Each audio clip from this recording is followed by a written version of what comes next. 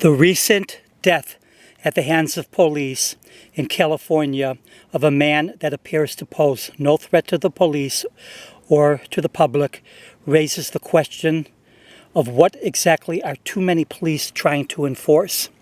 Like it or not, there are millions of people in the United States that are homeless, mentally ill, or that do not fit the norm of what far too many people in far too many communities deem acceptable.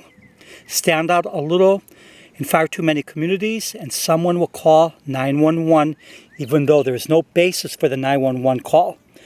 Police will run like sheep to go after the person that was falsely called upon after dispatchers, without any screening, take the call. Or police will see someone that does not fit the norm and for some petty reason or on some pretense harass someone that should be left alone. People that should never be harassed or arrested get harassed and or arrested. Usually no one dies, but sometimes someone does or gets hurt for arrests that never should have taken place. It is not enough to blame the police. Communities and their public and police officials set the norm for what they want police to do and for who should be harassed. Cops, which includes deputies, must stop being the petty enforcers of pettiness.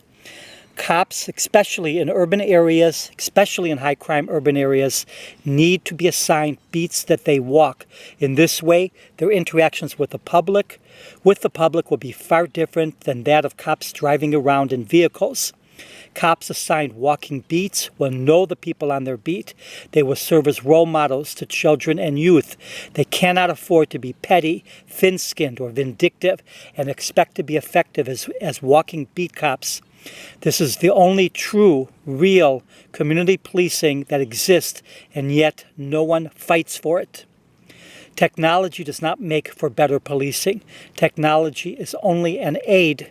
Cops need to be on the ground. They need to be visible and present. Neighborhood walking cops are needed.